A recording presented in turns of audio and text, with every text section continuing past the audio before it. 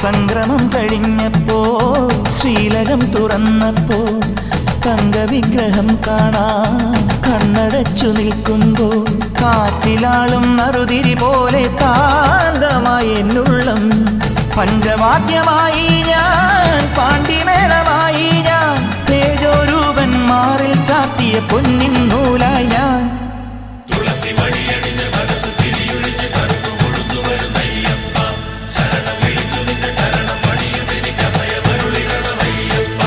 പൊന്നു പമ്പയിൽ പ്രണവരൂപനായി വന്നുദിച്ചൊരൻ ഗണപതിയെ ഗംഗാധരസുത ഗണപതിയെ ഗണേശ ഗജമുഖ ഗണപതിയെ പമ്പാ ഗണപതി പാരിന് ഗുണനിധി മംഗളമൂർത്തി സിദ്ധിവിനായക ഇരുമുടിയോടെ ഞാൻ